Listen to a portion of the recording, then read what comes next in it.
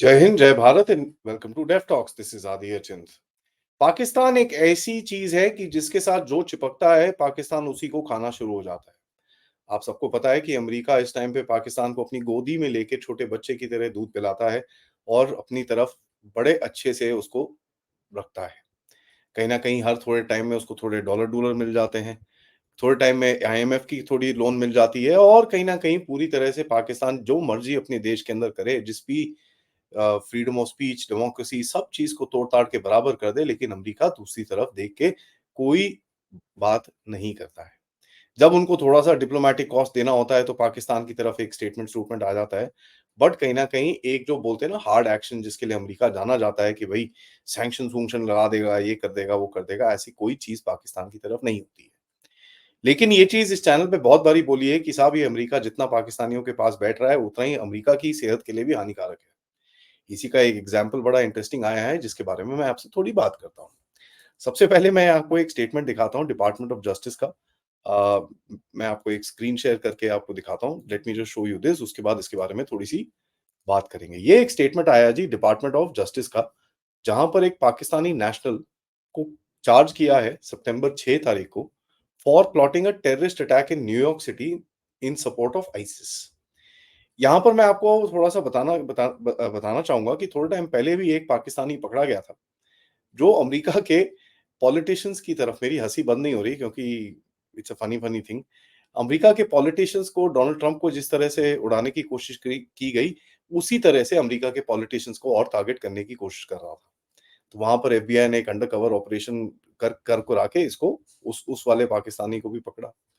यहाँ पर भी कुछ ऐसे ही है, जहाँ पर एक पाकिस्तानी जो बेसिकली कनाडा में रहता था, जिसका नाम है मोहम्मद शाजिब खान, जो शाजिब जादून के नाम से जाना जाता था, 20 साल का था, कनेडियन रेजिडेंट था, जो वहाँ पर काफ़ी टाइम से रह रहा था।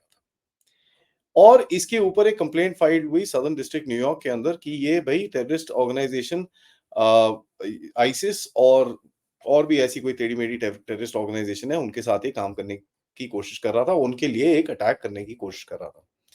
अब चक्कर क्या है? चक्कर ये है कि अक्टूबर 7 को पहली एनिवर्सरी होने वाली है ऑफ द इज़राइल में जो हमास ने अटैक करा। तो बेसिकली अभी आप इनके तरफ से देखें तो यहूदियों को मारा, इज़राइली यहूदियों को, ठीक है? हमास वालों ने खूब मारा वहाँ पर। उस पहली एनिवर्सरी को मतलब सेलिब्रेट करने के लिए इसने एक ऐसा प्लान बताया कि कहीं न कहीं हम भी ऐसा कुछ एक प्लान करेंगे जहाँ पर काफ़ी सारे जूइश लोगों को मारा जाए, ठीक है?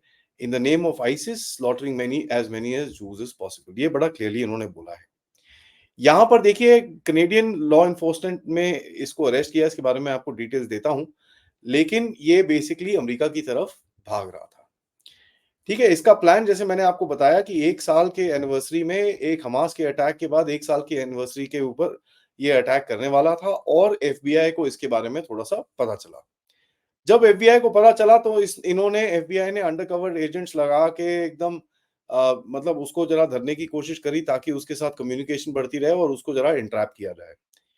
ये नवंबर 2023 में ये चीज़ें शुरू हो चुकी थी जब ये बंदे ने आईसिस प्रोपेगेंडा और ये सब इधर-उधर डिसेमिनेट करना शुरू कर कर लिया था। तो ये एक बड़ा इंटरेस्टिंग सा अंडरकवर ऑपरेशन अमेरिकन्स ने करा है। नाउ दूसरे दूसरे पेज में अगर आप देखें, वो कहते हैं कि भई जो कन्वर्सेशंस हुई उसके साथ, उसमें खान बोलता था कि साहब एक और आईसिस का सपोर्टर है अमेरिका के अंदर, जिसके साथ वो अमेरिकन एक सिटी के अंदर प्लानिंग कर रहा था कि इस तरह के अटैक्स करने हैं। और वो अमेरिका में असॉल्ट राइफल्स एआर-15 जैसे अभी जिससे ये डोनाल्ड ट्रंप को भी मारने की कोशिश करी, उसी टाइप की असॉल्ट राइफल वो प्रोक्योर करने की कोशिश कर रहा था और वो कहीं न कहीं टारगेटेड एट जूस, वो एक ये गेम खेलने की कोशिश कर रहा था। उसके बाद इस रिपोर्ट में लिखा कि 20 अगस्त के टाइम पे ये खान ने अपनी टारगेट लोकेशन सिटी 1 जो भी एक पहले सिटी थी, उसको चेंज करके न्यूयॉर्क सिटी कर दिया। ठीक है, लेकिन उसने ये बताया कि भई उसको ये भी पता था कि कहीं कहीं वहाँ पर जूइश सेंटर्स भी हैं, जूइश नेबरहुड्स भी हैं, तो बड़ा ईज़ी रहेगा वहाँ पर जूस को ढूँढ के उनकी तरफ अटैक करने के लिए।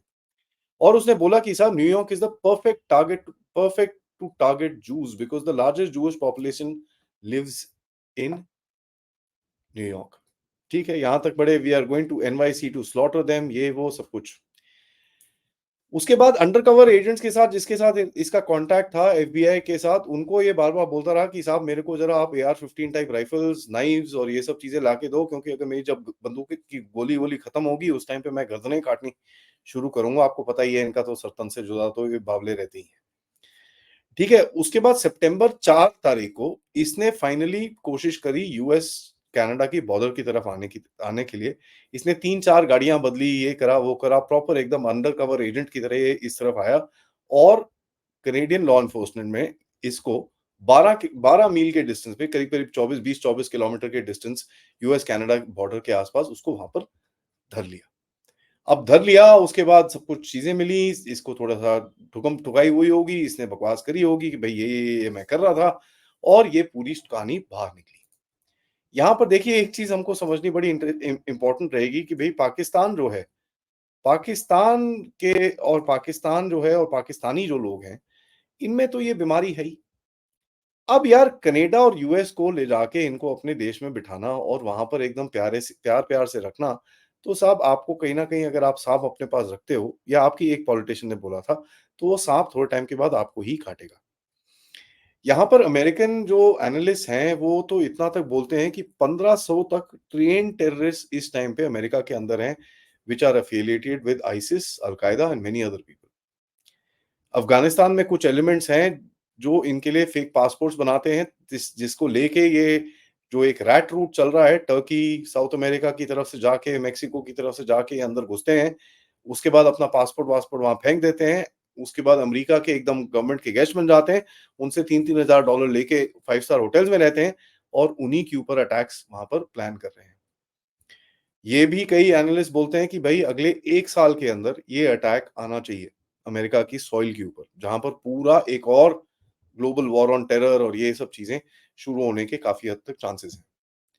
This is a very interesting development, क्योंकि कहीं न कहीं इसके बारे में भारत काफ़ी टाइम से अमेरिका को बोल रहा है कि साहब ये जो एलिमेंट्स हैं जिनको आप पाल रहे हो, ये ठीक नहीं है। पन्नू भी है, निन्नू भी है, मुन्नू भी है, निज्जर भी है, बड़े सारे हैं जो आपने पाल रखे हैं। इससे हमको जो डैमेज होता है, लेकिन आपको उससे ज़्यादा डैमेज इसमें होगा। पिछले कुछ दिनों में देखें भई कनाडा में रैम्पेंट शूटिंग चल रही है, ठीक है? अमेरिका में रैम्पेंट शूटिंग चल रही है। इनके ड्रग्स पूरे पकड़े जा रहे हैं, बहुत सारी चीज़ें हो रही हैं, यहाँ तक कि खालिस्तानियों का तो कैनेडियन पॉलिटिक्स में भी जब से वो हगमी इधर-उधर भागा है, तो उसका इनका भी नाम वहाँ पर आना शुरू हो चुका है। तो खालिस्तानीज़ अब बन गए हैं मेनस्ट्रीम इन कनाडा। अब देखिए congratulations to America and Canada, क्योंकि इन्होंने इतने प्यारे-प्यारे लोग रखे हैं और जिस तरह से यूएई के फॉरेन मिनिस्टर ने एक बारी बोला था कि साहब आप बंदे तो लेके जा रहे हो, लेकिन आपको पता नहीं है किस बंदे को लेके जा रहे हो। यहाँ पर मैं अपने तहे दिल से अमेरिका और कनाडा को थैंक यू बोलना चाहूँगा, क्योंकि हमारे जितना कचरा है, वो चुन-चुन के अपने पास लेके जा रहे हैं, उसके लिए बहुत-बहुत धन्यवाद। पाकिस्तानी भी आप लेके जा रहे हो, बहुत-बहुत धन्यवाद, क्योंकि इसका इसका जो एक कॉस्ट है, वो हम पे नहीं करेंगे। वो आपको ही पे करना पड़ेगा और वो टाइम दिखाएगा किस तरह होगा। So interesting news guys, share करिए, लाइक करिए वीडियो को, सब्सक्राइब करिए चैनल को अगर आपने नहीं करा है। आप लोग इस चैनल की तरफ कंट्रीब्यूट कर सकते हैं क्यूआर कोड या फिर पेपैल या फिर सुपर स्टिकर, सुपर चैट्स के साथ। जय हिंद, जय भारत।